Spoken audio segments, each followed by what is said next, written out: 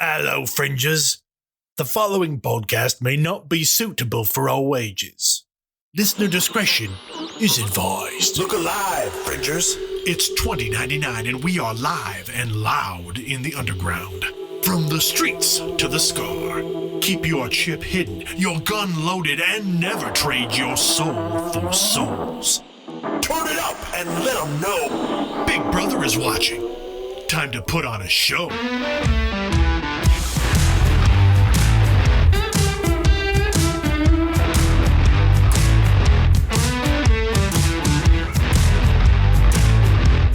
Welcome to episode 14 of Neon Trails and Identico Actual Play. I am your game runner, the Caleb G.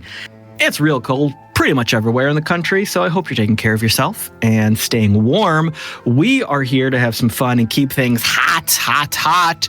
Speaking of hot, let's send a big happy birthday to Michael, longtime Identico performer, and just generally a wonderful human. Speaking of wonderful humans, let's say hello to a few more on our cast who always get to where they're going by walking away from where they've been. First up, some people care too much. I think it's called love. It's Mallo playing Galen. Is it caring too much and then about 15 things at the same time? Hashtag ADHD problems? Yes, I believe so. I believe so. Yes. Absolutely. Hello. Yes.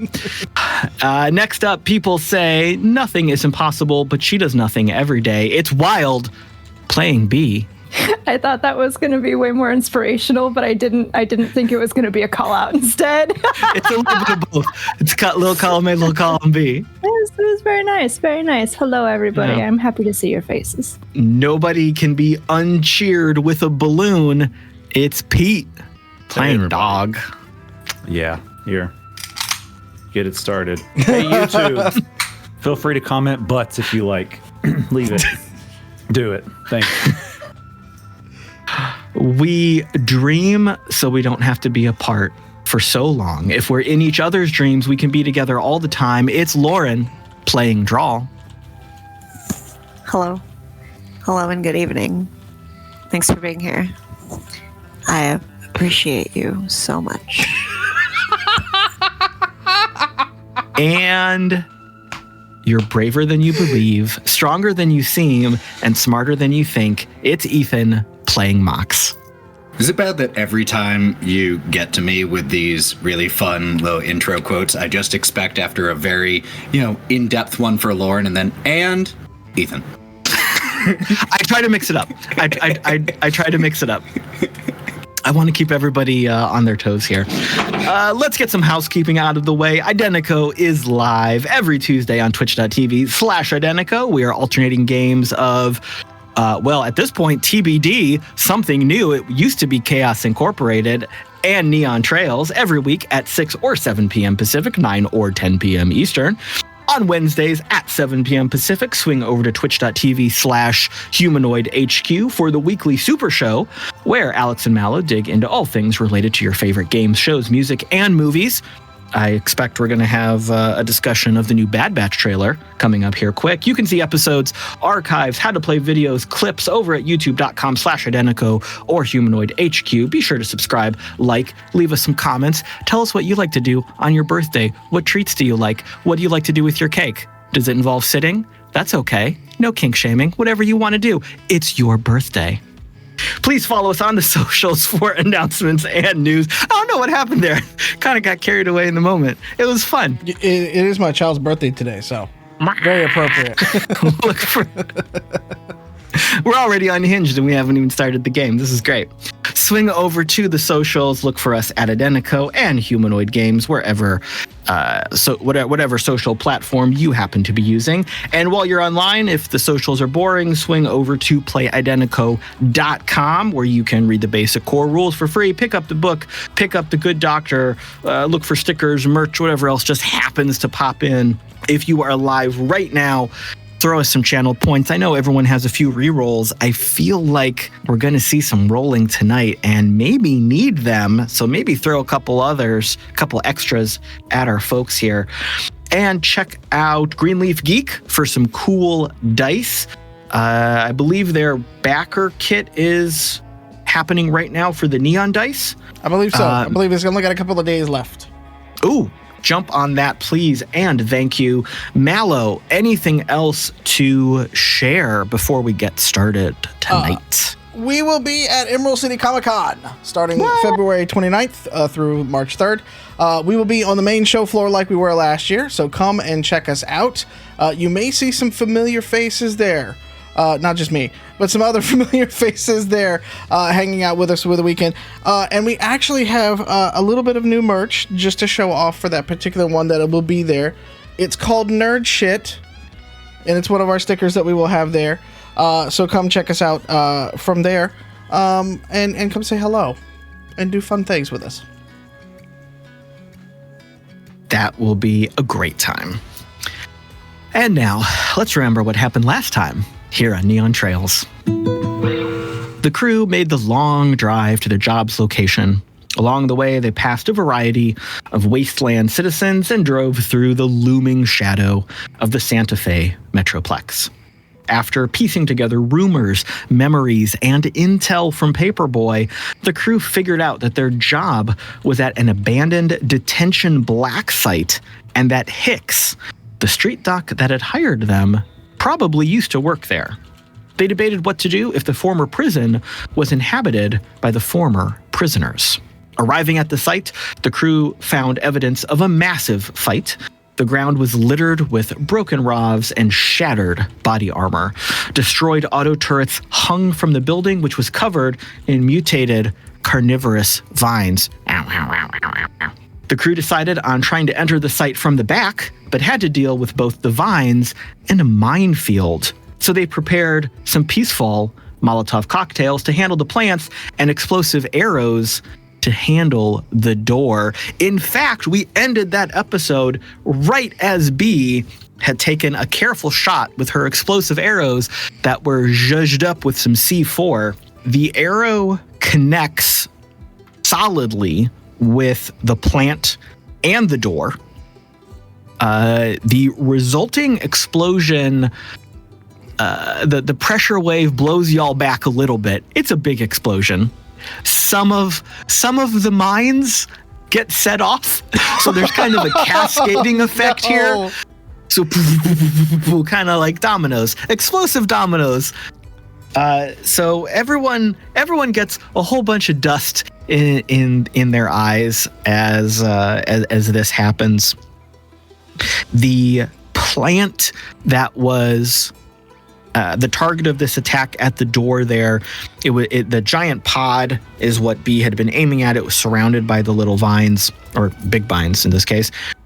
It is caught in the middle of the explosion, which of course is intensified by some of these other mines going off amidst the blaze of the Molotov cocktails that had all been more or less expertly thrown.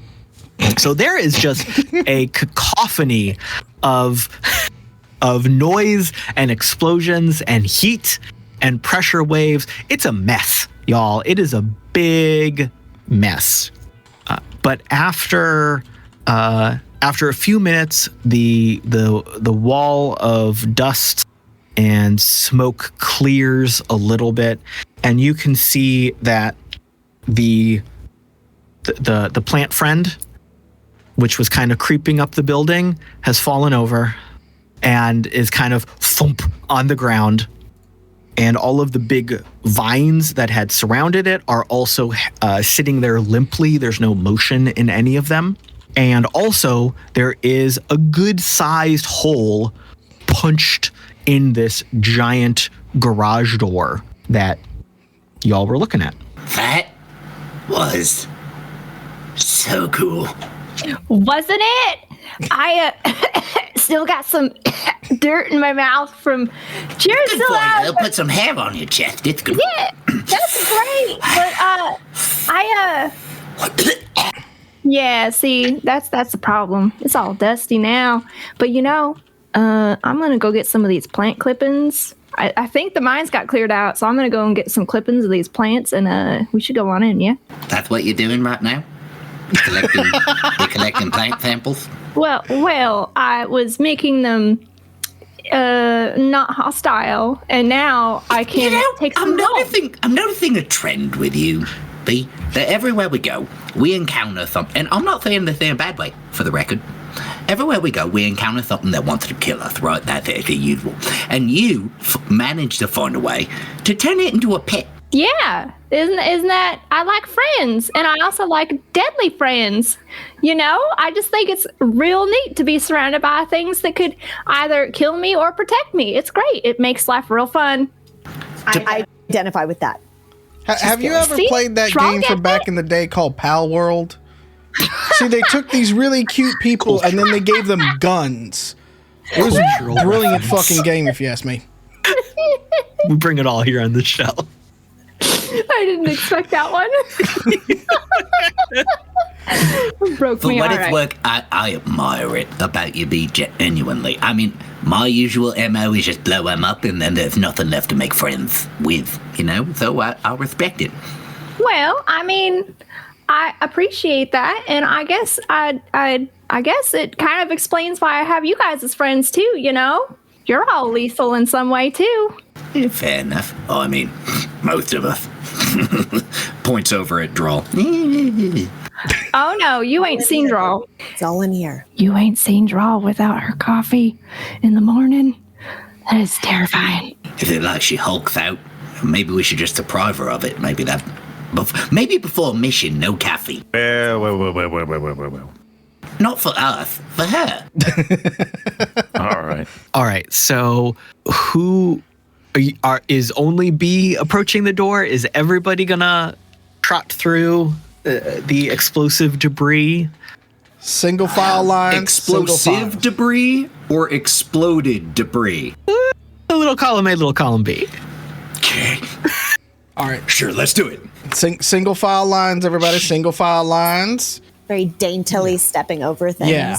Ooh. Yeah. Single file, gonna walk through. Dog, as we walk through, is gonna kind of like swivel head the turrets and look at them like, So you can see that the turrets are both thoroughly used and thoroughly destroyed. So you can tell that whatever riot fight broke out those years ago obviously spilled to the outside of this facility, and the detention crew had used these auto turrets to good effect, but they were very much spent, and beyond whatever damage occurred during the fight, a lot of these vines have crept their way up and entwined themselves around the workings, the barrels, the gears, all that kind of stuff.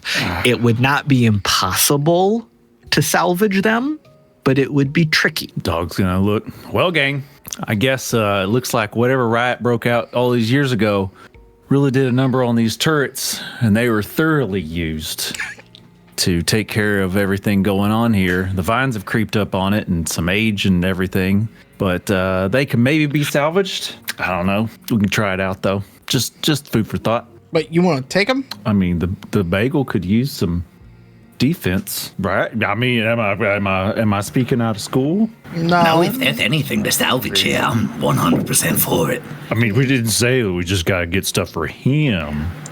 You know what, babe? I've been thinking the same thing. In my opinion, that shopping list also doubles as a what we can't keep for ourselves list. There you go. And you're 100% right, because the point that was made in the job was anything you salvage beyond the list is yours to keep, along with the payday from Hicks. All right, boys and girls, keep your eyes open for anything we can use to improve the Windy Bagel or maybe make some upgrades on our dear drones here. I'll make a list. And who is leading the line? Who's first? I mean, Galen will walk first. He don't mind. All right. I'll tag along second. Okay.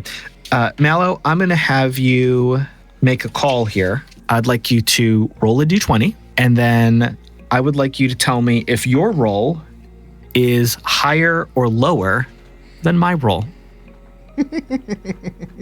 I'm going to go out on a limb and say it's lower.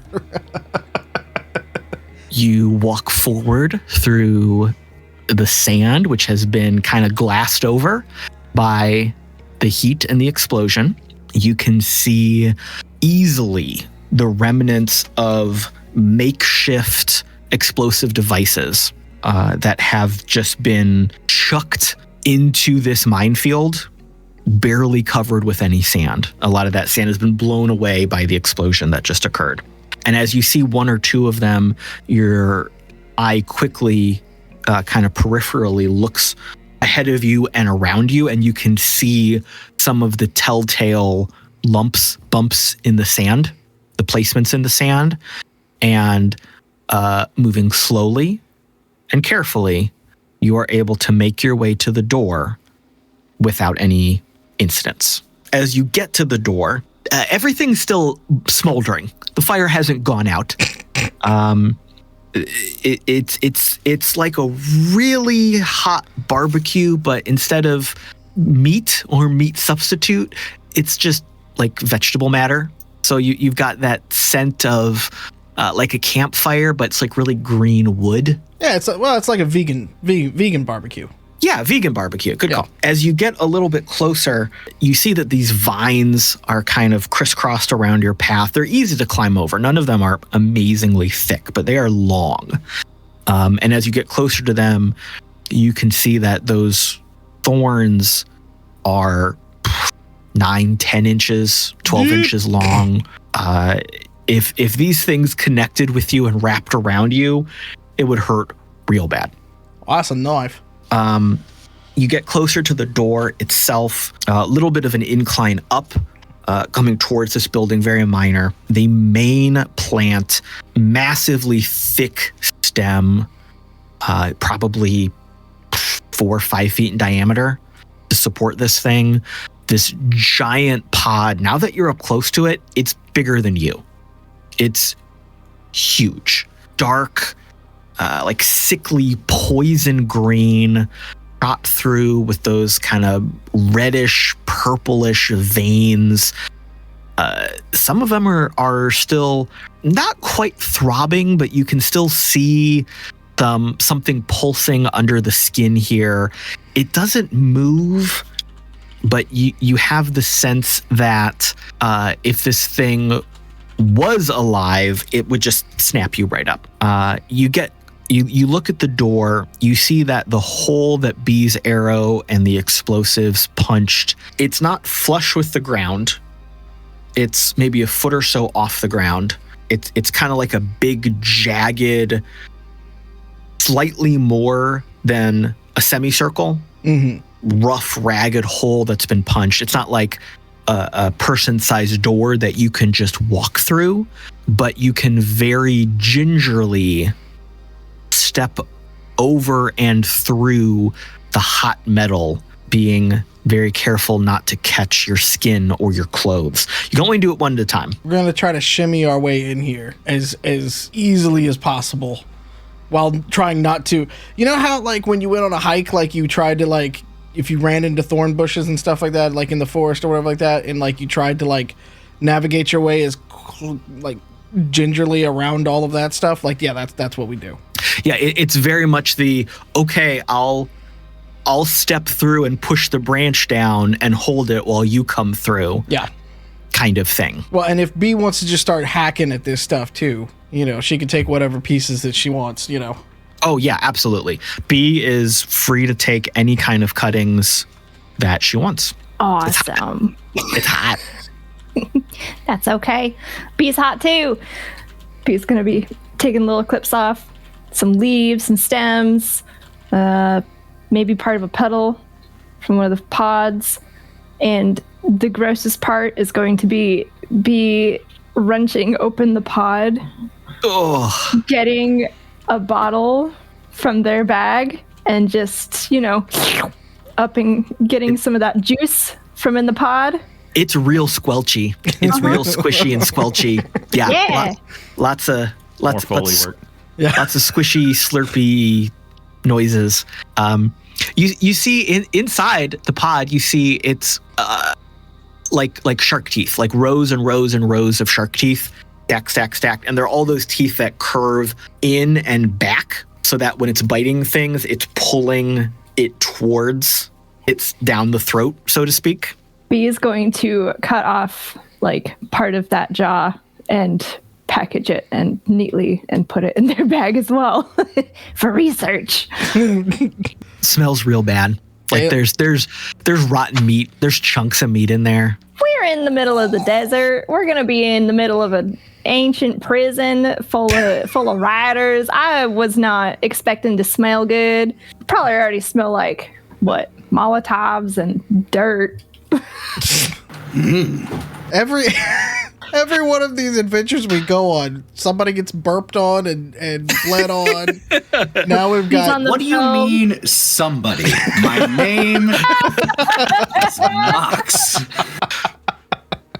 Somebody.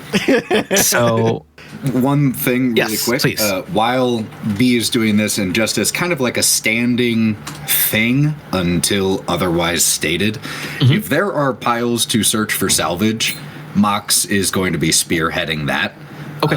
Trying to find items for us to keep, with a big emphasis on anything that he could use to eventually upgrade Argos into more dog. Just a more versatile drone. Yeah. Also, quick question for you. Yes. Mox did get the Watcher cybernetic upgrade. And I know that isn't an unlimited thing, but since I already have the ability through like my glow to watch the camera from Argos, can we say that I can switch on the eye to just view it like that, or do I have to look through the glow? I just wanted to ask. No, I think that is a great custom mod that you made. Cool. In some downtime.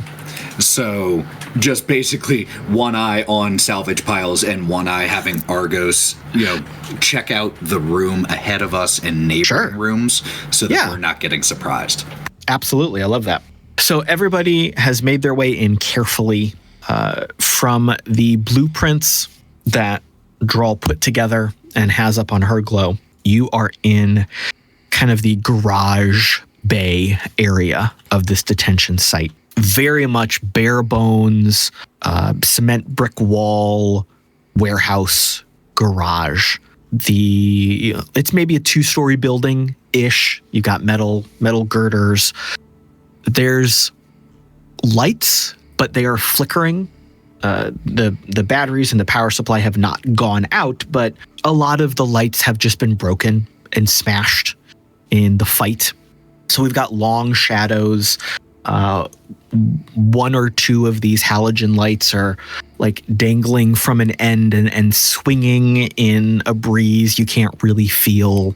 So you've got these odd, eerie shadows. You get in and you're immediately struck by the silence. Being out in the desert, there's always noise. You're used to the sounds of life, even if it is a desert survival version of life. In this building, the only things making noises right now are you. And that's weird. Like if you all stop and think for a second, like if you all pause as a group and take a beat, there's nothing. It's real quiet. And that heavy silence is very strange. Looking around, you see a couple trucks, like armored pickup trucks. You see a couple off-road vehicles, like ATVs or motorcycles. They have all been smashed. Not unusable. Like you couldn't jump in one and drive it right now, but they are not shredded and falling apart. So you came in the back door. You know that there's another door further ahead of you. That is the one that was from outside. You can see it was open, or at least partially open, but kind of like the hole had been plugged with ROVs. And on that side of the garage, you can see that there are several ROV bays. So there are the storage units and the equipment for repairing ROVs, putting them together, that kind of thing. And that the door, the big roll-up garage door, it's almost like from the top, it was kind of pushed in and rolled down.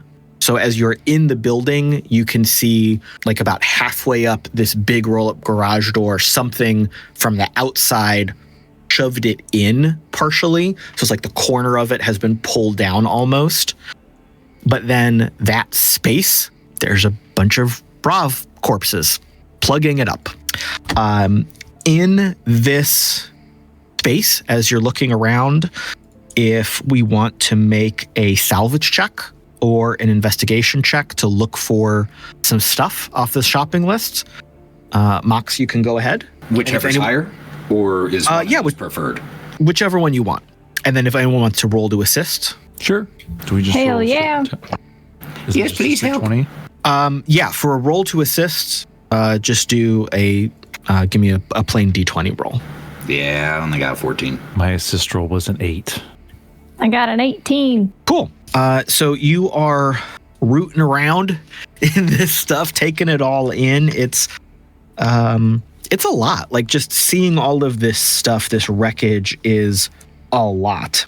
Argos is kind of poking around and looking at things.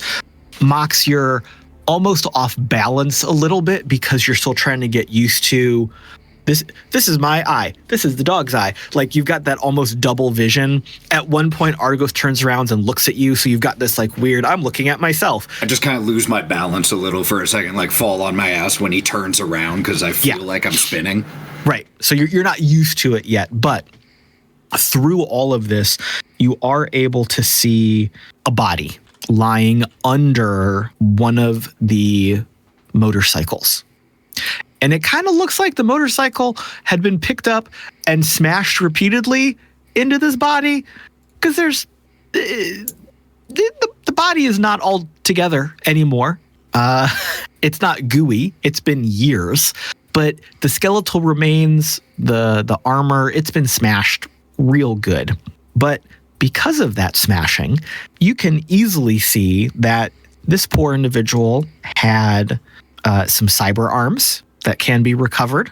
And Mox, you notice that there is not quite entirely a fully assembled, but easily enough to be repaired, a berserker unit inside this individual.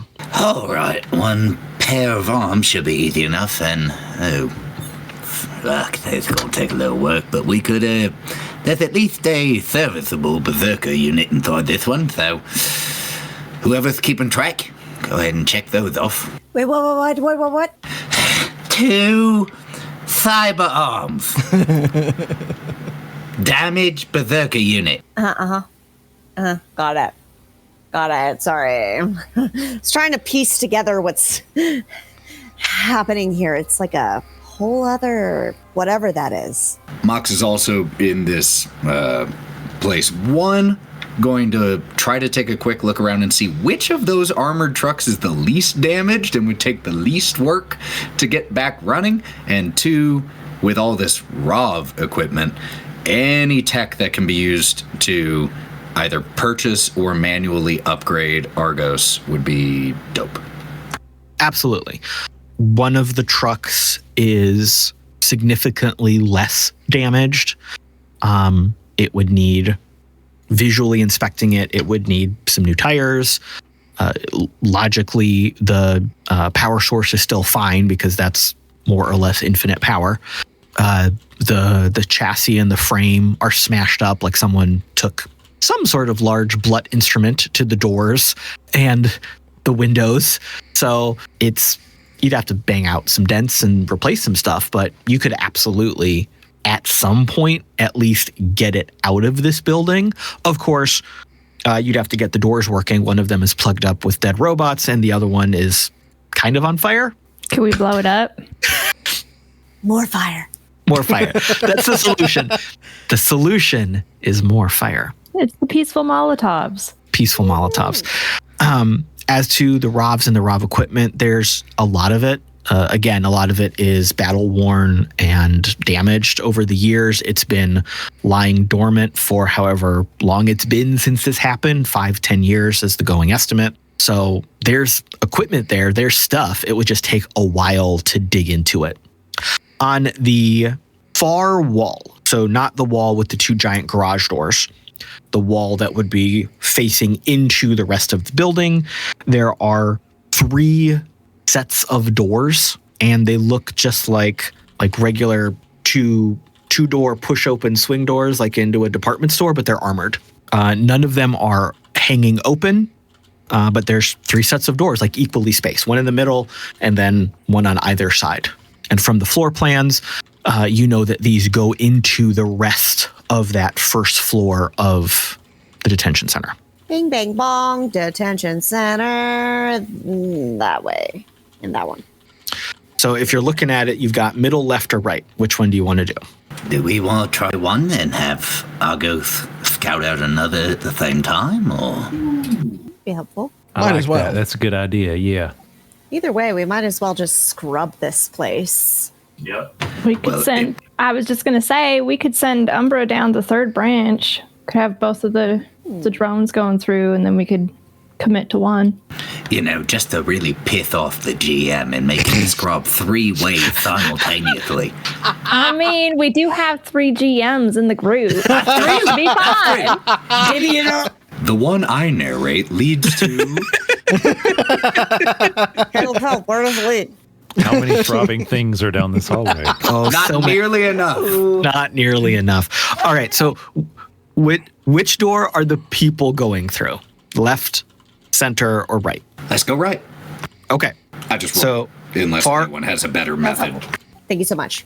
All right. That seems So Analysis. from where you're standing, the far right door is over by all the Rov stuff, where the other outside garage door is. So you're over there. You're ready to go through.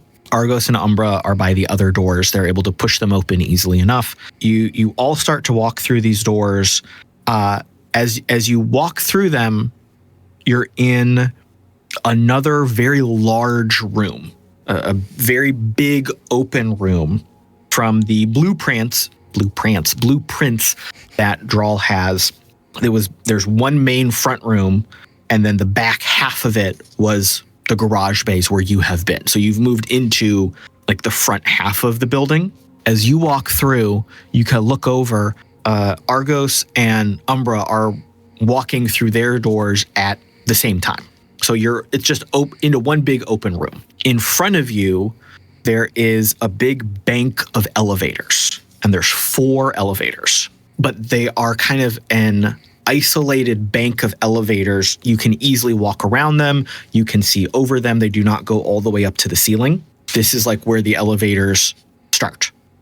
Walking around them or in between them, you can see forward to the front of the building from the inside, where those 2 large garage doors where the semi-trucks could back in to dump prisoners were. Those 2 areas are not walled off, but they are kind of cordoned and isolated so that the prisoners could be contained. You can see that there are posts for guards. There are banks of scanning and communication equipment. This is kind of where the main action would occur. If this was an office building, it would be like front reception. Again, bodies everywhere. Very decomposed at this point. So a lot of bones, a lot of cyber, a lot of armor that's just been kind of lying there. You can also see that both of those, looking ahead of you, massive garage doors that a semi-truck could back through are covered and wrapped with more of the vines from the plants. None of them have reacted to you or are moving in any way to be threatening, and you are a fair bit of distance away from them. You're not like right on top of them or anything, but if you walked closer to them in their radius, you know that that would be dangerous. So you've got kind of elevators behind you, 2 big doors in front of you to the outside world that are all covered in vines. We could definitely do another salvage roll here or investigation check if we wanted to look for some stuff from the shopping list? 19. All right, so that is going to be. Hold on a second. Okay, so in one of the bodies, since you had already seen it, Mox, you quickly see another one of these berserker units, so you can cross that off the list. And it strikes you for a moment, these could have been detention soldiers, or maybe these were prisoners that had berserker cyber units plugged into them. That's interesting. And they got their asses kicked. Yeah, someone did, whichever one it was. You also, in walking past one of the, for lack of a better term, desk areas where soldiers or the detention workers would have been stationed up, you see that there's a little cabinet that's kind of hanging open, and something catches your eye, and maybe Argos kind of pokes his nose in there to open it a little bit. And you see that there is a med kit. But as you had pointed out last time, we could just go to any shop and get a med kit. Why would Hicks be asking for a med kit from here? You immediately notice that this med kit is far more robust than the average med kit off the shelf. It's about twice the size. It's kind of got that pelican case look where you flip up the latches and then unfold the whole thing. It's got a little bit of a hiss when you open it, and you see that this thing is packed to the rim with far more gear than what would be in the average med kit that anyone would buy, any civilian. Definitely taking a very quick stock of any of that, just in case we need it while we're here, because if one or two items are missing, how would he know that? How would he know? You also see behind that there's another much smaller container, but it is labeled as an anti-venom, like industrial EpiPen kind of thing. So you can grab one of those as well. All right, kids, we can cross both berserker units off the list. We got one of the 3 pairs of cyber arms. We got one of the med kits and one of the doses of anti-venom.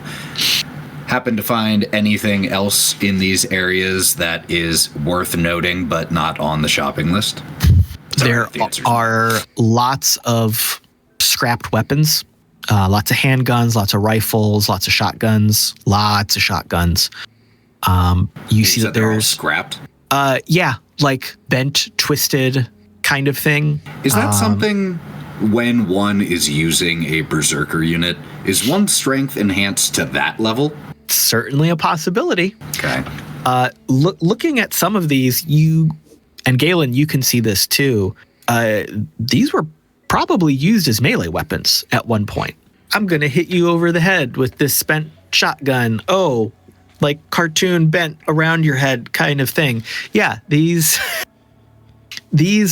weapons have been used for their original intended purpose and for more inventive purposes as well.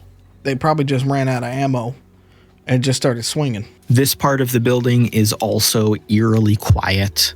The movement of the vines is very subtle. Like if you look at a vine or one of the pods, you don't really see it moving. But as soon as you look away, you've got that sense of movement out of your peripheral vision. Not like it's moving towards you, just that these massively thick carnivorous plants are not solitary, are not stationary. A little bit of movement, just reminding you that they are there if you get too close. I have a really quick, just basic question because I've never handled C4, surprisingly. If I place it, how difficult is it, if unused, to remove it? So if you place it, you would be placing it with like a charge, right? Mm-hmm. Okay, so I feel like that would be just an explosives demolitions check to put it where you want it to be, to do what you want, but then also to undo to reclaim it at the very least, if not accidentally set it off. So, Drall, you have been looking at your glow, as we said last time, you were sketching, you were comparing notes with what Paperboy sent you, with what you were able to find about this place, what you and Galen put your heads together to figure out. So you are confident enough to say that the 4 elevators that you walked past, these are kind of the staff elevators. These are the staff elevators to go down to either the staff floors or the prisoner floors. Because there was 2 sets of floors. There was the staff area where they would go, and then the prison areas. So these are what the detention staff could use to get where they need to go. In ahead of you, where the big front-facing garage doors are, where the trucks could back into, there are also massive elevators that the prisoners would just be offloaded, processed, and then thrown right into these like industrial super big elevators that would go down directly to the prisoner processing. So like they're processed into the building, they go down, and then that's where the actual containment and whatever else happens. You don't know what's below you exactly. You've got rough ideas, but that's the information you're putting together visually as you're looking at everything. Okay, as she's putting this together in her mind, preparing herself before she communicates it to her friends, she's going to go over to Galen, and she's just going to cock her glow his direction and zoom in on both elevator sections. So I think this one goes straight down to prisoner, like we bypass all the other levels. This one, we have a little more freedom, it looks like, from these blueprints. So, I mean, we're doing pretty well on our salvage mission here so far. Got a big chunk left, but... Where do we think the good doctor's lab would be for some of this stuff? Because that's where we really need to go. I don't know if are we going to need to go cell by cell, you think? Or we think we might be able to find some of it in his lab first? Or a good purchase of it? Oh, I would think that going straight to a lab is the place to go first and foremost. Isn't that going to be where we have the most shit? I feel like that's where we get a mother load of stuff, at least, yeah. Yeah. I've been in a few labs. I've seen a lot of blueprints of labs, but never really delved. So, okay. Is it possible for me to look through the blueprints that I have on my glow to see if there's any sort of lab or set of labs that we can start to head to? So looking at the blueprints of what Paperboy sent you, a lot of the lower levels were question marks. However, based on his knowledge of typical detention facility practices, based on Galen's knowledge, it is most likely that the laboratory facilities were on the prisoner levels. Closest to him, yeah. It would make sense if it's either on the prisoner level or the one right above it, because you don't want to have to transport prisoners too far back and forth, you would think. Right. You do not have the specific blueprints to know for certain, but you do know that most likely the staff floors, there was probably an armory, and then there were living quarters with some medical facilities. Very typical. It doesn't make sense logically that anything on those staff floors would have anything to do with the prisoners, the experiments, or the doctors doing that work. That being said, gear, salvage, some of the medical stuff you're looking for, it also makes perfect logical sense that kind of stuff is there. In the staff area or in the... Yes. Okay. In the staff area. We're kind of it sounds like we're a bit 50-50. It sounds like if we're thinking about it, we might be wanting to go down a couple of floors and just take it little by little, but if we want to go hit the mother load and then work our way back up, because we could do that. Go deep and then come back up. I mean, I would personally vote that just simply because I think we should scrub this place. People haven't been here, assuming in forever. We could salvage lots of things. So, I mean, I want to get my eyes on lots of shit and kind of piece together for myself what happened here. It's like a fun little mystery, right? I mean, and Galen kind of looks around at all the dead bodies and everything, goes, yeah, definitely. Oof. As you are looking around, you also notice that there are desks and banks of typical computer equipment that would have that would be all of the internal processing. So it would have all of the information on internal securities, communications internally and externally, records. Mm-hmm. All right. And while a lot of that stuff has been smashed in the brawls that happened however long ago, they're not unusable. Seeing this, Mox would definitely go over and start trying to like tap, tap, tap, turn on, see if it has power still, see what we're going to have to do to get into the computer banks. Sure. Do you have networks or electronics as a skill? Electronics, yeah. Why don't you give me a check? 22. Okay. So you are used to assembling scrap to do what you want. You are used to finagling. You find a station that seems to be functional, but the screen's all jacked up. So with a little bit of futzing around, you are able to plug it directly into your glow and use that display to see what's happening.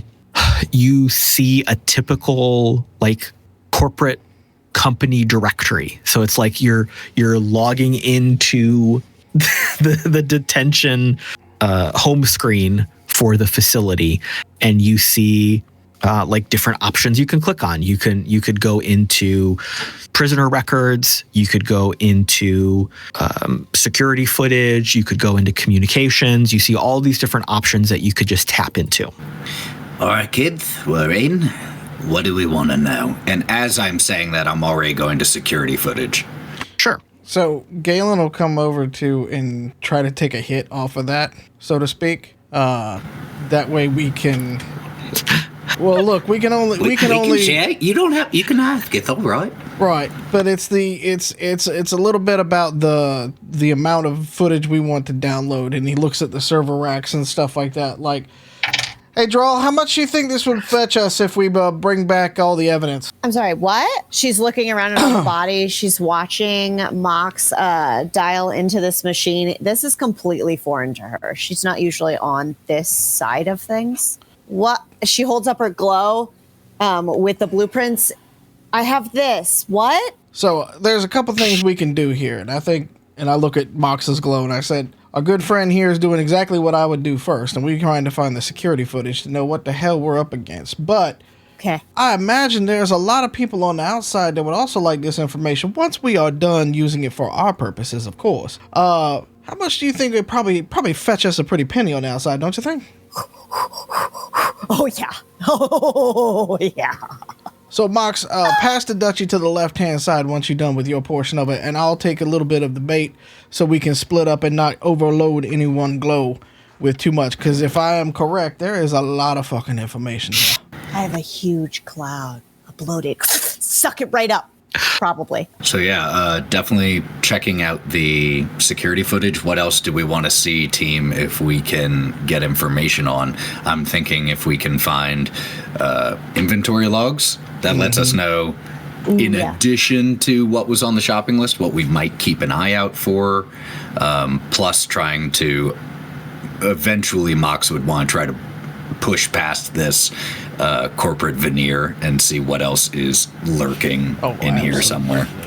Go ahead. Well, I was just going to ask, do you think the system would also be able to tell if there were any ROBs that were still able to be online? Like functional ones? I would imagine that they've probably got a status page. Could see if any are still up and running or connected.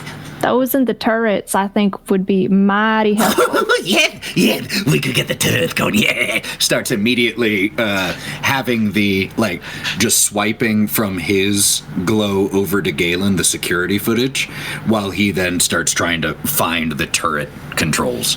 Galen's just going to start downloading it, and he goes, and another thing for the shopping list while you're in there, my good friend, the actual blueprints to the building would be fantastic if we know where everything's at. Yes. Because while I love the Paperboy and all, who knows what happened in the interim, and who knows if all of his information is 100% complete. I'd just like to know what we're walking into. And with Galen saying that Mox is just, Hey, Drall, pull out your glow. and is going to like remotely connect her glow as well, so she can start going for the blueprints. Yeah. Bitchin'. Yeah. All right. So this is very much the scene in any sort of like sci-fi space movie where you're pulling up the logs on the abandoned ship, and like maybe half of them, when you click on them, are corrupted. So it's not like you can just click through Tuesday, Wednesday, Thursday. Like you try to get into them. It's very scattered what you can find. Even though you do have access to it, the functionality glitches a lot. You might be in a screen and then suddenly it bounces you to somewhere different. Everything is just not working 100%. Quick question. Yeah. How many entrances and exits were there out of this room that we're currently in? All right. So there are the 3 doors you all came through. Correct. There are the 4 elevators. Correct. That are also behind you. So it was doors, elevator, where you are right now, which is like the big open area where all this equipment is. And then in front of you, the front of the building, 3 doors. 2 are the big massive doors where the prisoners would be brought in. And then one of them, if you remember from the description, there was like that long armored hallway that would, like that corridor that would go between where the semis would park. That door. So that is a regular person door. Is there any way we could move some of this equipment somewhere?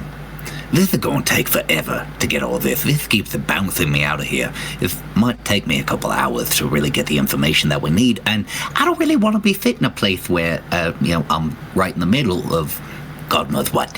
Is there any way we could tuck this into an office or something while we work? Well, Drall, how about you give me an investigation check? That is going to be a lovely 12. Cool. So you were focusing on finding the blueprints and kind of trying to overlap them with what Paperboy had sent you. As Mox is bringing up this point that you've got a wealth of information and you are kind of in a vulnerable spot where you are in your current investigation, you've got a pretty clear blueprint of the floor you're on now, and you've got a pretty clear understanding of the 2 staff floors below you. The first staff floor down is the armory. You've got the elevators behind you. That there's 2 elevator bays that you can exit on, and then there's a large secure facility that would be like locked down where all of the ammo and gear would be kept. And then there's like, little DMV windows you can walk up to check out your gear kind of thing. And so someone would be staffed in there, be a couple staff in there to hand things back and forth and scan your badge or scan your chip. So that's the first floor down. The next floor down are living quarters. So again, two of those elevators from the 4 banks behind you would come down here. There's 2 bays to go out of. This is labeled as living quarters, chow station, medical. All of that stuff is just on this floor. So the detention staff would probably be assigned there for whatever their shift is. And then this is where they would come down to rest, to eat, whatever. There's medical bays, so they would get fixed up if they needed it, all that kind of stuff.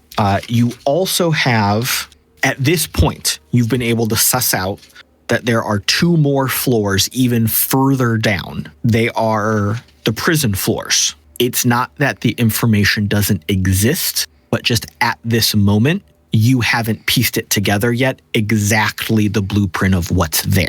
But you know that there are 2 more prison floors below you. As I communicate all that information to the team, I'm also going to draw special attention to our list And I'm going to say, so from the way I see it, our list includes some substrate armor as well as some anti-venom and med kits and shit. So I'm seriously thinking we should just boop, down a level, check the armory, clean that up off our list, because I do love a nice concise list where you could like do the little checky thing or there's a crossy thing. So then underneath there, that's going to be the living and the meds. We can pick up the kits there maybe. And then there's just these two little like, who are you levels underneath that I'm pretty sure they're prison levels. Not 100%, don't quote me on that. But we could find some fun shit down there too. And so with Mox asking about somewhere they could go, you all could go to be safe. You've got these two identified staff levels that while there's not a private office to go to, there are living quarters and facilities. Yeah, and it even looks like there's like a little cafeteria style thing on this particular level too. So that's where I'd want to hole up, I think. Well, I'm fine with heading down there. I mean, we're already in the system, so we can keep doing this work from anywhere that we maintain connection. Yes. Yeah, I say we keep it moving. If we need to at the end, depending on how much we need to load in the bagel, we could just grab the racks with us and just walk out of here. That's another way that we could look through all of this stuff too. We know what we've gotten, what we've come for the most part to get further down. So we could always just grab these on the way out as a little cherry on top, I guess I could say. Ooh. I say we go down to the armory floor. Let's go have a little fun down there, hopefully. 1, 2, 3, 4, buddy. Yeah. Yeah. Easy. All right. So if you look back at the bank of elevators, from where you're standing, from left to right, 1, 2, 3, 4. Which elevator do you want to grab? Well, I think the first one goes down to the armory, correct? The first two? So you know that the first floor beneath you is the armory. The next floor beneath that is the staff living and medical center. And then the 2 floors below that are the prison floors. Right, so we need to take the elevator that goes down to those floors, not the prison. And the vines aren't covering the elevator, right? As you look at them, the fourth, so the one all the way on the right, is covered. The vines are like coming out and pulling the door apart a little bit, so it's like they're reaching out of the door. So they're probably down in that shaft. That is. They don't cover any of the first couple elevators though, right? Nope. 1, 2, and 3 are fine. Okay, so Galen's gonna pull his gun out, just in case. Probably a good idea. Heard that one before. And considering that we fought vines on this, he's going to pull the shotgun out. And so we're going to just make our way over to the elevator and see if it works first. I'm just going to hit the button and hope that if we can't, we can try to hotwire this motherfucker and make it work. You're going to the first one on the far left? Farthest away from them damn plants as I possibly can get. Farthest away from the plants. Okay. So yeah, you hit the button. You hear grinding and kind of groaning, that scraping of metal on metal. But after a couple beats, the doors open. Not as smoothly as they once did. They're scraping apart a little bit. But the elevator opens, lights flicker inside haphazardly, making those long shadows kind of jump back and forth. Galen turns around and looks at everybody and is like, what could go wrong? What could go wrong? Nothing. No. Let's go. No. Yeah. Galen steps inside and politely holds the door open button. All right. So there is a control panel there, and there's one button that says down. Okay. Well, once everybody gets in, we'll mosey our way down then just to see what we can do here. Where'd it go? Well, it should go down towards the armory. If what Drall has given us is correct, then we're headed down to the armory. Yeah, that. All right. It's look, I'm just looking for toys at this point. All right, let's do this. All right. Let's head it on down. So the door again scrapes closed, like it's off its track, like it had been hit by something, knocked aside a little bit. Weird elevator music. Not quite. There's none. It's like, nope. Yeah, it's weird. Just little metallic, I guess. I don't know. For whom the bell tolls. And the elevator starts to descend, kind of stuttering, kind of shaking a little bit, and it goes down, and it goes down, and it feels like it's taken a little bit longer than you think it should to go down what should have been one floor to the armory. It comes to a rest, that little at the bottom of an elevator shaft, and again the doors grind and scrape open, and this is not the armory. What's in front of you through this door is the remains of a war. You see ahead of you a low wall. You see behind that an open, kind of gaping shaft of a larger industrial elevator. You see those large pods and vines kind of strangling that area. If you are, checking the corners before you've exited the elevator, looking around, you see that this must be the first floor of the prisoner processing. So this is the first prison floor. Should we go back up? Yes. It don't seem like where we wanted to go. Nope. Looks like we missed the party, though. We can come back here after we've found the armory, right? I'm assuming the lights are off on this floor, or are they on? It is that thing where most of the lights are broken, and the ones that are on are spluttering in and out. What you can see when some of the lights swing back on for a moment, it's real bad. Like chunks of stuff on the walls you're not sure exactly what it is from this distance. You see a couple, you see some makeshift weapons here and there, even over by this elevator. They appear to be melee weapons. You see like shards of metal that have been ripped off, jammed through bone that someone was using as a club. On some of the walls, you can see remains of bodies that were stapled or pinned to the wall with something. This was a grisly scene.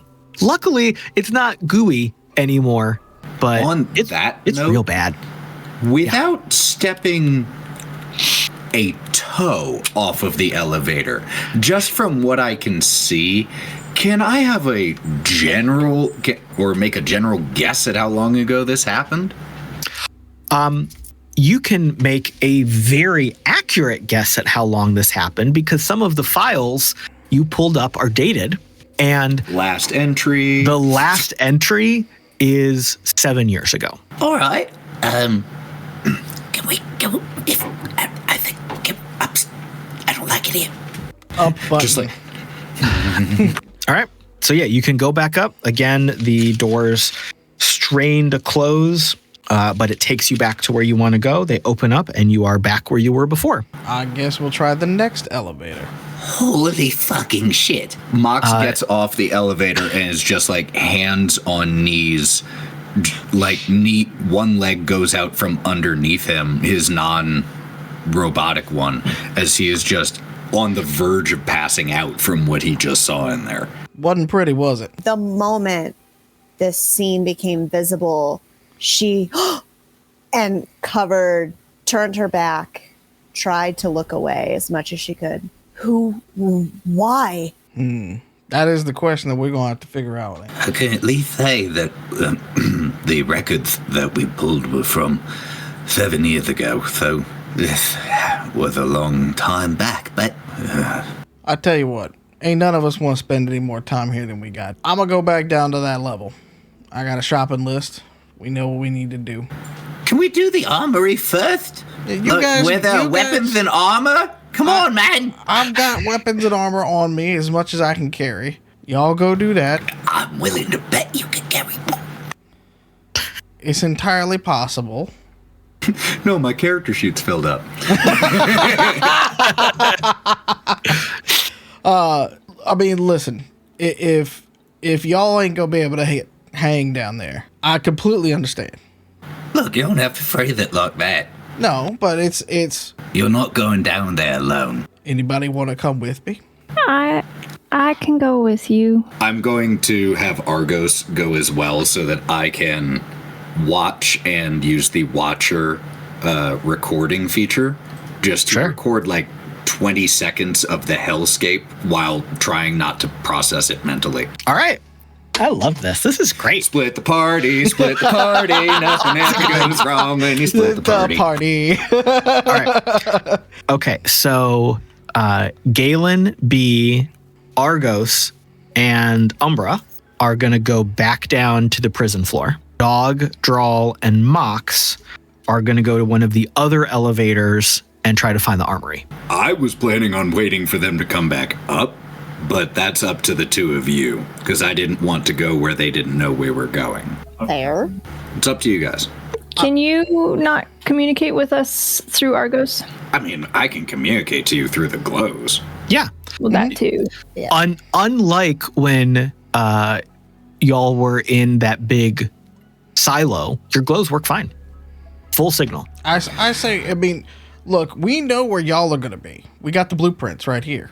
And he pulls it up. I'll have fun. All right. All right. And Galen's going to turn on the flashlight on his shotgun and stuff like that.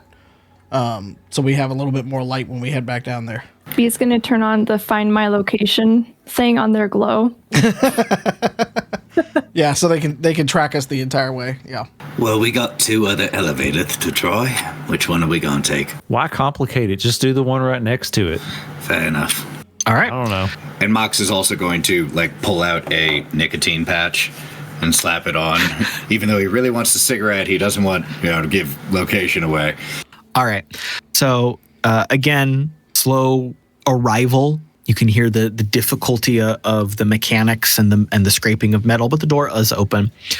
There's nothing in the elevator. There is again a down button, but there are 2 floors that you can pick from. 1 and 2. They're waiting for you. 1? Okay. What one was armory? Yeah.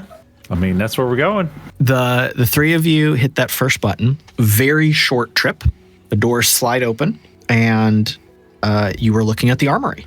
Yeah, we did it. Ahead of you, you see that the section, it's all partitioned off. It is behind that wired glass, so the glass that has the wire running through it, as well as being behind reinforced bars. It's kind of like a big U shape. The whole back of the room is behind this glass and bars. The lights are better here. It's not fully lit, but it's not like barely lit. It's right in the middle. Easy enough to see without any problems. It kind of sucks that it's easy enough to see because you can see that all of the glass has been smashed through.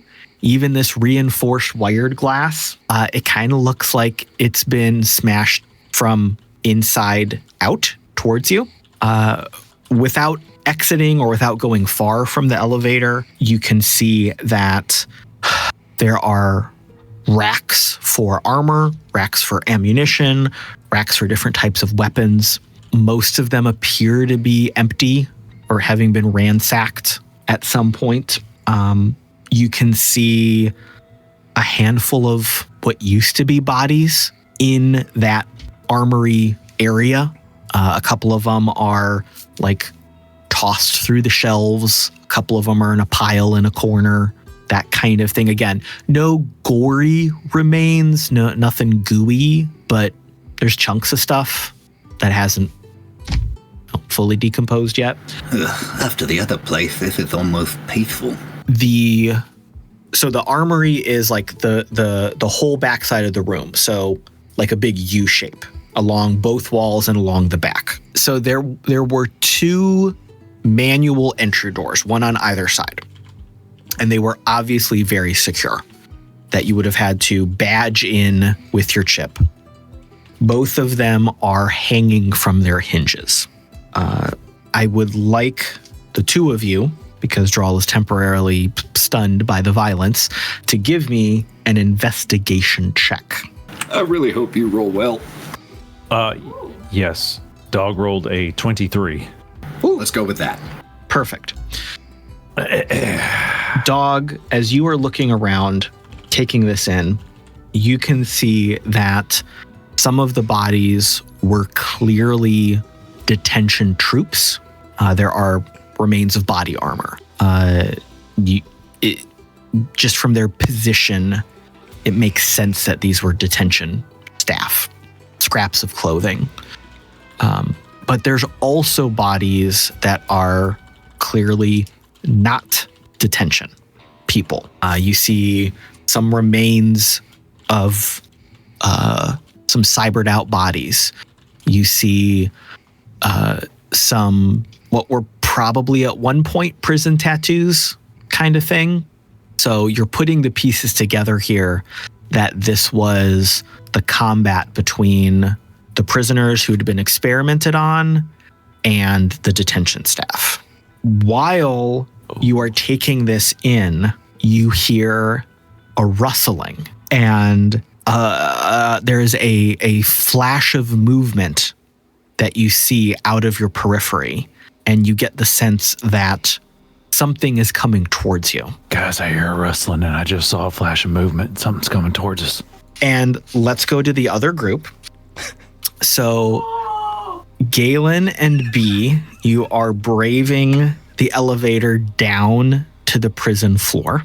The door opens again on the grisly scene as you look around with a little bit more scrutiny. At this point, it's even worse than you saw it before. There are clearly bodies that have been strung up from the rafters and the lights. There's clear evidence of limbs that have been torn asunder. It's real bad. Like, this was just a brutal street fight kind of brawl. Yeah, it's very stinky too. Ahead of you, you see the two main large industrial elevators. Having put the pieces together from the blueprints, you know that these are those two huge elevators that the prisoners would just be dumped onto and then brought directly down to this level. You see that one of the elevators is just swarming full of these massive plant pods and vines. And that is immediately ahead of you. You're not in danger at this moment as you have walked out, but it is kind of right in front of you, and you would have to make your way around it. Galen. Yeah. Galen, do you think we should go and skirt the perimeter of the room first? I'd rather not want to blow one of these things away yet if I don't have to. I feel like we have to be quiet for some reason, and I don't know why. You want to fuck with them and just fire a shot up in the sky? Yeah, you want me to give it all yeehaw yoop too? Because I can. All right, let's be real cautious on this one, and let's just go counterclockwise, okay? Okay, I'm gonna follow you and watch our behinds. All right. Argos, you picking up anything? So, let's have Argos make an investigation check. So as we did last time, we can use Mox's investigation plus 1d8 for Argos as a drone. Umbra can do that as well, if you want. Just a 13 for Argos. Wait, let me make sure I understood how you wanted me to roll that. Is it just a 1d8 plus the bonus, or a d20 plus a d8 plus the bonus? That one, the second one. You're still doing a regular skill check, so the d20. Yes, yeah. Okay. It was just 12. So D20, D8 plus bonus. Yes. I got a natural 20, Whew. a 1, and then I have a +1 to investigation. Awesome. Umbra for the win. So Galen and B are walking very slowly, trying not to disturb this plant, trying to suss out their surrounding, figure out the best way to go here. Argos and Umbra are a little bit ahead of them, trying to look around, figure out what's going on. Within just a few seconds, Umbra picks up on something. She's got that look as if like a dog would have a scent, but She doesn't run off, but she's clearly picked up something on her scanners. And a lot of information comes back to your glow, B. You've got a great visual, very clear video of the density and spread of these vines on this elevator ahead of you. You know that with what you saw before, with what you're seeing now, it would be very difficult to skirt the vines the way you're going, just because the range of the vines, it would be so hard to get to avoid them. You would guess that if you could outrun them, you'd have a shot, but it'd be challenging. Umbra also picks up on some heat signatures ahead of you. Do they have a shape? Oh, humans. Umbra sees 5 heat signatures a little bit further down this room here. It appears to be that they are dragging or pulling something big behind them. And now that Umbra has picked it up, you can hear some of that scraping noise. Like you'd heard it before, but you hadn't necessarily connected it to people doing a thing. You just thought it was some of the background noise of this facility or maybe the plants. But now you can hear them doing that. It makes sense what that noise was. They are moving away from you further down this long hall. Okay. As soon as B sees this, they're gonna turn quietly, put a hand on Galen's shoulder to stop moving, and then go, Galen, I need you to look at this. We have company down here, and we also have a forest. And I think we need to be real careful and show the glow. How in the hell are they walking through without getting attacked? I don't know. As the two of you are puzzling this out, we will switch back to the other team. What you see coming towards you is a roughly humanoid figure. It appears to be very thin and emaciated. If you would think almost that if someone was charging you to attack you, they would probably be yelling or making some sort of noise, but they're not making any noise.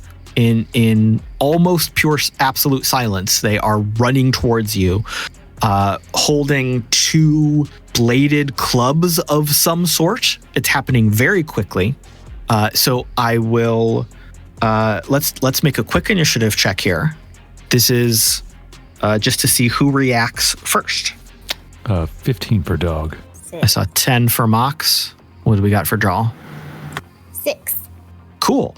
So, dog, your instincts kick in. You are first on the draw. You're all kind of clustered right in front of the elevator. You see this figure rushing at you from one of the kind of piles of stuff, of bodies in the back. You can act first. Would you like to take a shot, take a swing, tackle it? What do you want to do? I mean, logically, I'd like to be quiet, but dog is pressed and not logical. So with the shotgun at the ready, having recently used the buckshot, that's what he'd do. He'll just kind of at them in their direction, blind fire just twice. Boom, boom. Perfect. Give me 2 attack rolls. All right. Let's go, dog. Thanks, dog. Wait, okay. Question for attack rolls on that. It's D20 and then what modifier? Shotgun should be agility. Agility? Ooh, bad. Okay. The first shot is going to be a 16. Okay. And then the second shot will be a 5. So. All right. So the first one does connect. Yeah. Why don't you give me a location roll?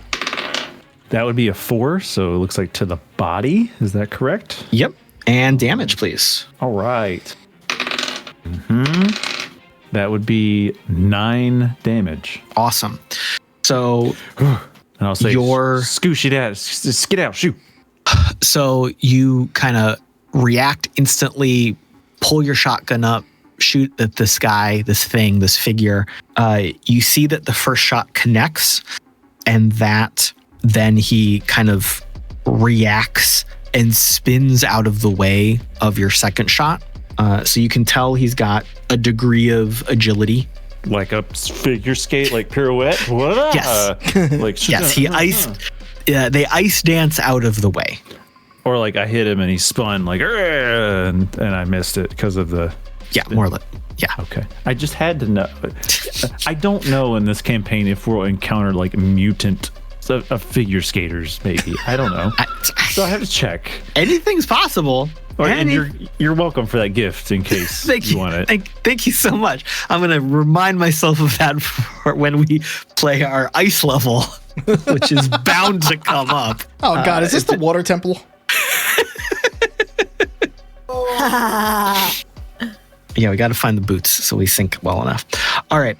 So Dog has taken these 2 shots. The figure spins out of the way. Again, even after being shot, no audible reaction to what has happened. And as it spins out of the way of your second shot, it, instead of continuing its charge towards you, it breaks its stride, turns with that movement, and runs toward the wall. So it runs laterally, and it appears to dive towards the wall and disappears.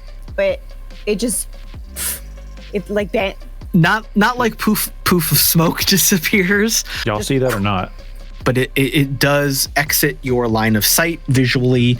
There's a little bit of a shadowy corner over there, and you don't see it anymore. What the fuck? Coward. Don't taunt it. Just keep an eye open for it while I try to search around here, see if we can find anything that we're looking for. All right, babe. When you say that, Drall's gonna pull up her, her combat shotgun. She's gonna activate the tactical flashlight she has on the top of it.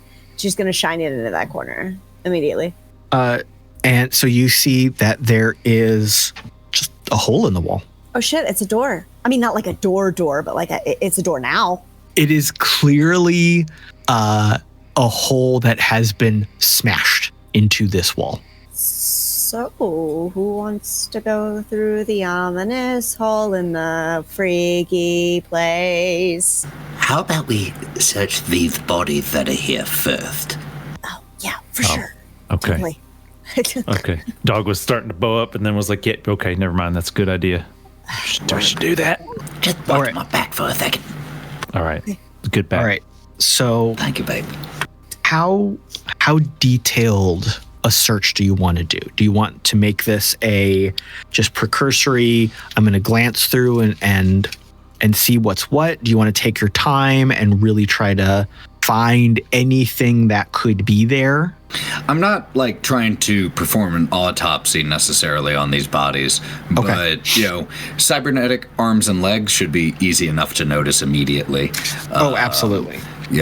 Seeing if they have any sheets of substrate armor that could be salvaged off of them or anything like that. If I don't, I don't even need to search for a berserker kit, but if I immediately see signs of one, I may try to pull a third because that might be nice to have. But yeah, those are the main things I'm looking for right now. Cool. It's gonna take 5-10 minutes to start rooting through all this stuff. A lot of the shelves inside the armory have been knocked over, so you're kind of moving things around to try to find things. But you are able to locate a handful of items without too much trouble. You are able to find another of the pair of cyber arms. Now, this is not off of one corpse. This was like a left off of one and a right off of another, so they're a mismatched set. And you're able to find one of the pair of legs that you are looking for. When Mox does, he like holds one of the cyber legs up to his cyber leg and it's saying there like, Look, Mama. If we find extra, right? you gotta check. You never know. While that is going on, while that team is searching, we will switch back over to Galen and B. So you have just seen bodies, heat signatures actively moving. You've got the plants in front of you. Galen, I'm going to send Umbra up to see if we can get a better view of what or who these people are, and also see how they're getting past the plants. As good an idea as any. Let's do it. What He should we just do kinda- in the meantime? He kind of keeps it steadied up from there. And he's like, we're going to back away real slowly.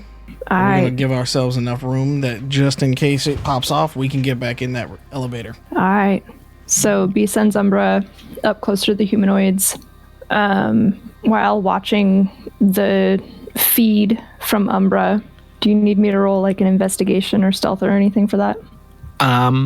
Why don't you give me a stealth roll for Umbra? I have a question actually, because I specifically, when we made Umbra, said that she was made for stealth or with stealth in mind, but B doesn't have stealth. All right. B is explodey. Okay. So for the sake of this roll for me a d20, a d8, and your agility. Okay. All right, I got a 13 plus 2 plus 2. 17. Awesome. Umbra vanishes into the shadows. Visually, from where you are, you cannot see her, but you can see her camera feed. You see her edging forward.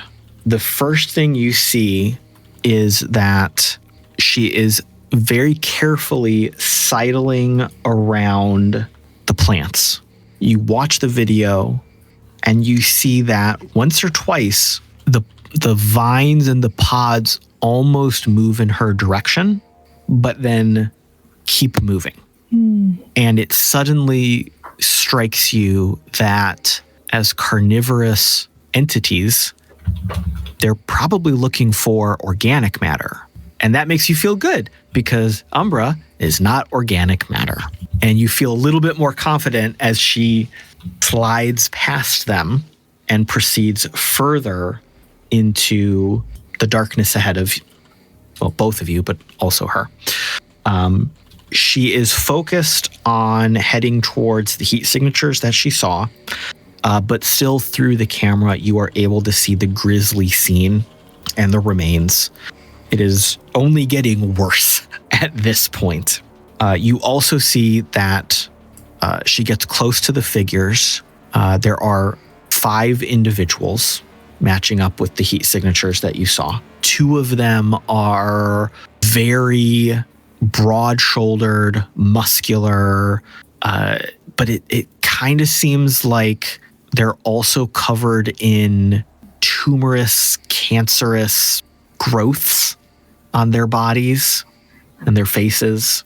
The other 3 figures are small, skinny, emaciated, miserable looking, but they are all working together. And what they are dragging is like a big tarp on the ground, and it is covered in bits of tech.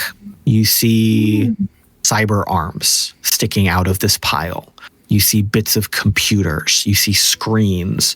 You see just big coiled up bundles of fiber optic cables and wires. It is all technology that they are dragging away from you towards the end of this long room. As Umbra gets carefully closer, you see through her cameras, and you have control over these, so you're able to zoom a little bit as she's looking. You can have her stop for a second and kind of lean around to get a good shot, zoom in, enhance for a moment. You can see that what they are moving towards is a large shaft at the end of the room, a large opening in the floor that is lined with stairs winding down, like the metal girder stairs, catwalk kind of stairs. And over that space in the floor is a big bridge. And you can see through the camera that it is armored and there are guard posts. Galen, looking at this, while you have not been in this facility, while you've not been in a lot of detention black sites, your knowledge as a Leo, as someone who worked in corporations, this is kind of making sense to you.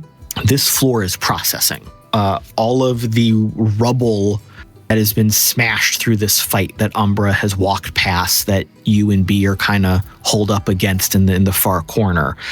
this was all processing. So this is where the prisoners would come in, scrubbed down, scanned, equipment, cuffs would be locked onto them, that kind of thing. And then at the far end, there is just a big opening with stairs going down to the prison level below. And that bridge over that opening is where the detention guards would be staffed up, essentially looking down at them to, one, force them down, and then two, keep them down. So this makes perfect sense to you. This is even worse because they were processing people while this went on. Yeah. These poor motherfuckers never stood a chance because they didn't even get out of cuffs, I bet. So I'm guessing then that this is floor 3. Yeah. Logic would dictate to both of you that the floor below is the prison cells and the medical facilities. Process of elimination.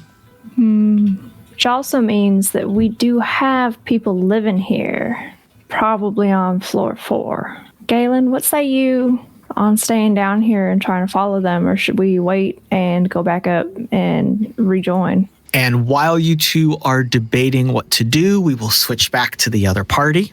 So you have... Mox is just saying there, Shit. Broken. Shit. A lot of the stuff you're looking through is absolutely destroyed. The tolls of time, time has taken its toll on it, along with whatever fight happened. As you look at it more, Dog, you can see this as well. Drall, this is a little bit unfamiliar territory to you, but even you can see that this stuff has been not just scrounged over and gone through, but it's like someone has been at it with tools to rip out certain parts of it and throw other parts away. So you may find a cyber arm that is completely useless, but not just because it's broken, because you can see the evidence that someone has like taken a rudimentary tool and like ripped chunks of it apart and then thrown the rest out. Ripped off 2 fingers and thrown the rest down, or like ripped out a weird joint and thrown the rest down. Like all of the gear you find, the armor, some of the old weapons, it's all been gone over in this very random, haphazard, chaotic way. As she starts to kind of piece together what's going on here, she's flashing her light on the pile that Mox is digging at, this corner, this guy, that guy. I think those guys have been here for a while, and this, as she flashes her light, might be how they've been getting by. This sucks. And Drall, as you are playing your light around, looking at things specifically, you shine your light over a corner of the wall that you hadn't looked at before, just because you've kind of been focused on what's going on. And you notice that something has been smeared on the walls. And at first, it's just like handprints, just a mess of some sort of dark substance. But then you see that there's actually words in this mess, and some of them are backwards. It's just a mismatch of letters. It's like just kind of rambling. It's not like someone wrote it's like someone was writing a sentence, but they were writing it in a ridiculous, whacked out way that doesn't make sense when you read it, but it made sense when they were writing. They were trying real hard. They were trying their best, and things were just getting mixed up. But in this nonsense of scribbling and scrawling, you do pick out a couple words that seem to string together logically. You see a phrase, death of flesh. You see sacred chrome, slumbering savior, and approaching doom.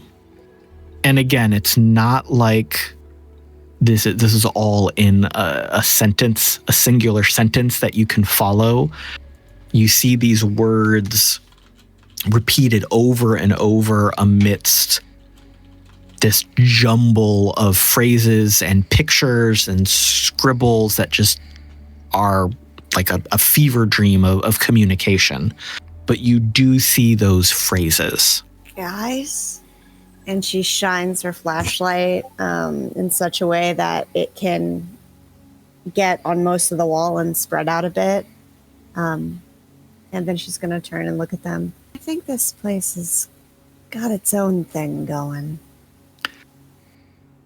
And as you all look at that, we will end this episode and wait till next time. Why? Wow. What the fuck? That was episode 14. Thank you, everybody, for listening and watching. We appreciate you. Stay tuned for more information about the newest Identico actual play, which will be coming soon. Yeah, I'll clarify.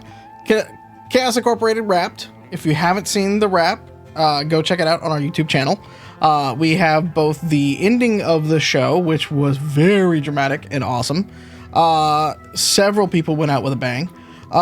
And then we had a cast wrap that we did last episode that is also up on our YouTube channel, so you get to see and hear from everybody up there. And then for the next version of that show, keep an eye out on our socials and everything like that. We'll give you all the information in plenty of time. But we are planning all of this good stuff behind the scenes. So we will be back with you all here very soon. But just kind of keep an eye on everything. Keep an eye on the Discord. If you're not a member of the Discord, what are you doing? What are you doing with your life? Go join the Discord. We'll tell you everything there before we tell anybody else out there in the social media world and stuff like that. So come join us. It's a fun community. We have a writer's room and everything, so you can come join us and have a little bit of fun. Yeah. And then, of course, we will return in 2 weeks to see what is going on with our crew and what's going to happen next. It is time to say goodbye, so let us hear from our lovely cast, who they are, where they are, what's going on. Let's start with Mallo. You can find me everywhere at the Mallo Man. We have a lot of things to talk about when it comes to Identico for the rest of the year, so keep an eye on both Discord and the socials. We have some announcements to be making very soon, including the new shows and stuff like that, but it goes beyond that. But I won't tell you any of that now. Intrigue, haha. Otherwise, stay up with us at Identico and at Humanoid Games. We'll let you know about everything else up there. So, thank you for watching. Wild. Yes, hello, it is me, Wildling011, just about everywhere. Yeah, I do stuff. If you're in the area, you can come and see the stuff that I do at work at the Bellevue Arts Museum here in a couple of weeks. Other than that, I guess I just want to say thank you for the bits and the subs today. Necrontier, Anonymous, Grandpa Joe, Thousand Faces. Thank you. I look forward to seeing you guys around here on the socials and in the future. Pete. Hello. Thank you for joining us. Hi. Please be nice to yourself. Things happening. Identico's good. You can follow me in all updates at the Mallo Man on all the socials. Be nice to yourself. I don't know. It's still winter. It's dark outside and it's cold. Be good. Yeah. Lauren. I'm Lauren. I'm on the internet. Trying to learn how to function as a normal human being in society. Results are pending. But if you want to try to figure out how I'm going about that, I'm on 95% Lauren on Instagram, 1000 Faces Cosplay. I'm here. I'm at Misty Mountain Streaming. I'm all over the place. I'm probably in your closet. Don't check though. And Ethan. The other half of 1000 Faces Cosplay, please do check out on Saturday, Misty Mountain Streaming. We will be having our next episode of The Wild Beyond the Witchlight. Good, weird things are happening, so check that out. Also, on our own Twitch, 1000 Faces Cosplay. Just keep an eye open because we're going to start doing some TTRPG content there as well, with our first one-shot coming up in the next couple weeks, where everyone is playing kobolds. So keep your eyes open for that. Yeah. Fun. What was the old kobold from 3.5 that could just rule the world? Pun? Yes, there it is. Sorry, I forgot. Oh, the good old days of 3.5. Breaking the game. breaking the game. Oh, no. And I'm on the socials at the Caleb G. You can find me right here for the new show, here and there for Farm to Fable, and taking space in the archives of the RPG Academy. That is it for today. See you next time. Same cyber station. Please take care of yourself. Get some sun, take your meds, drink your water, eat some food, do something nice for yourself. I would say go out and touch some grass, but it's too cold. So watch a video of some grass. I don't know. Relax, take a bath, get a blanket, do something. We love you, and we'll see you next time.